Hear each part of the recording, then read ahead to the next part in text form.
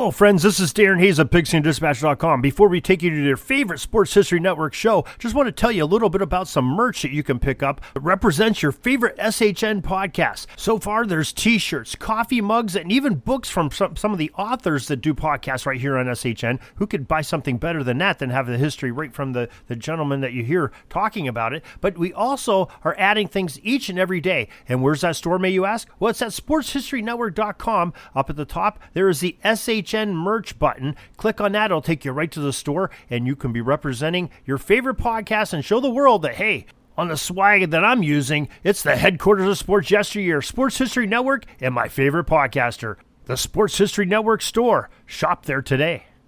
Now it's time to take a sports break, a look at sports history on a daily basis. Hello, my friends of sports history. This is Darren Hayes of the Sports Jersey Dispatch podcast. Welcome once again to the Pig Pen, your place for all things great in sports history and legends of the game. For October 11th, that's our sports break, our history of this day. Greatest events, greatest players, their uniform numbers coming up. But after we tell you about our newsletter we have coming out each and every day, 6:30 a.m., easy to sign up. Go to the show notes of this podcast. Sign up is real easy, and you'll find out what's coming from the Pig Pen each and every day, the podcast, the episodes, the different articles and posts and collections that we're posting both on Pigskin.com and on JerseyDispatch.com, all for you each day. Make sure you sign up for that email.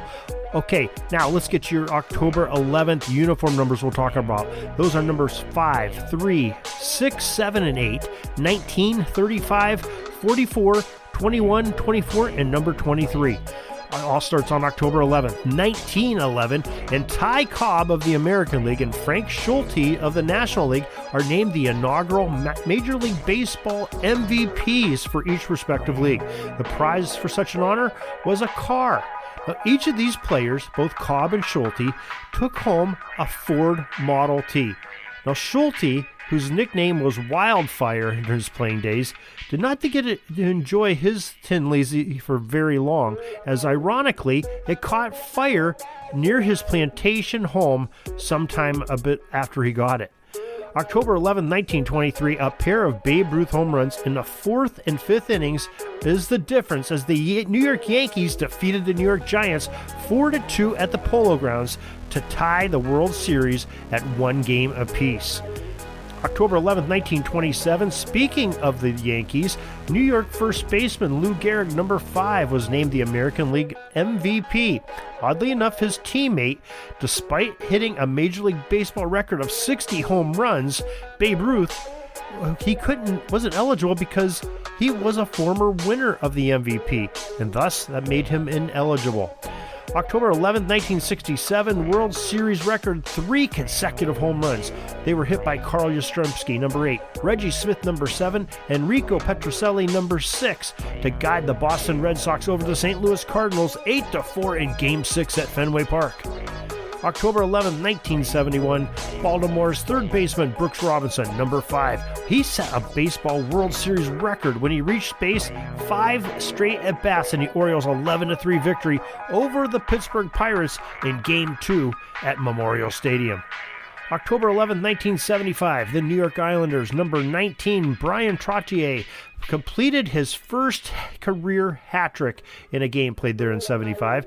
October 11th, 1978, the Los Angeles Dodgers' future Cy Young Award winner, number 35, Bob Welch, had a high-pressure strikeout of the New York Yankees' number 44, Mr. October, Reggie Jackson, in the 9th inning.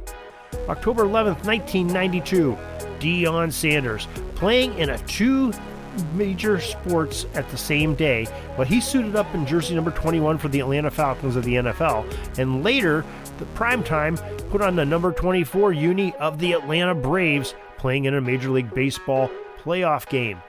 October 11th, 2020, in a special COVID-delayed NBA Finals, it was the Los Angeles Lakers knocking off the Miami Heat 106-93 in Game 6 to win a record equaling 17th title for the Lakers. The man that made the difference was most valuable player LeBron James, number 23, who became the first player in NBA history to win the MVP award with 3 different teams in the finals. And what a player he is, still going strong in I think it's like his 22nd year that he's playing, and it's been said he wants to keep on playing until his son is playing in the NBA, so possibly they can play a season or two together there. A father-son duel for the James family. That's something to look forward to there. Now, we're glad that you could join us for this little bit of history in sports, October 11th Sports Break, and we do this each and every day, trying to bring you all the greatest athletes in team sports in North America that just did some wonderful things with the numbers that they were adorned and attached to. So, till tomorrow, everybody, have a great Sports History Day.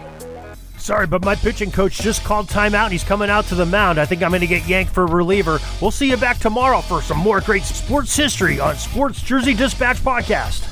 We invite you to check out our websites, jerseydispatch.com and pigskindispatch.com. Not only see the daily sports history, but to experience the preservation of great events and people that play the games. Find us on Pigskin Dispatch. It's also on social media outlets of Facebook, Twitter, Instagram, and don't forget the Pigskin Dispatch YouTube channel to get all your daily sports history.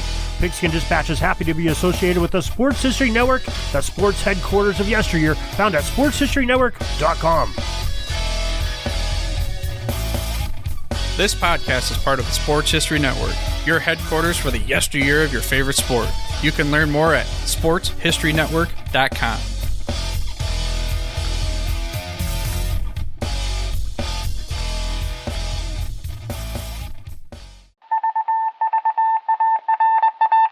It was just another ordinary day in the offices of the Pittsburgh Guardian newspaper circa 1924. But for Marla Delft, assistant editor, everything was about to change. For she was about to discover the awesome attractiveness of Row 1 brand retro sports paraphernalia items thanks to Orville Mulligan, sports writer. And there it is. Wow, Orville, that's really the bee's knees. Isn't it just? A poster-sized replica of the actual 1909 World Series program cover. I can see that. But where did you get it? And where'd you get it framed? I ordered it from the Row 1 website, where over 6,000 items of sports memorabilia from the 1880s to the 1990s are available for reproduction, in multiple sizes and in several different materials, with over a dozen styles of frame to choose from for prints like this. Well, I'm sure Mr. Delft would love to put up more of these in the office. But I'm equally as sure they're beyond this newspaper's budget. Not at all, my dear Marla. See for yourself. Go to sportshistorynetwork.com/row1. sportshistorynetwork.com/row1. Oh my, these are good prices. Oh, and look at this stuff. Oklahoma-Nebraska football, college basketball art, Michael Jordan items. And so retro it was that sports Marla Delft advertisement discovered the flowers. splendiferous magic of Row 1 sports memorabilia, arts, and prints. You can too by visiting sportshistorynetwork.com/row1. That's ROW1 today for access to the full Row 1 catalog of gallery prints and gifts like t-shirts, long-sleeve shirts, telephone cases, coffee mugs, blankets, pillows, towels, and even shower curtains. Act today for 15% discount off all prints with coupon code SHN15 and 20% off all other items with coupon code SHN20 at checkout. And keep your dial locked to the Sports History Network for the exciting chronicles of the 1920 sports world in Orville Mulligan, sports writer. Coming soon.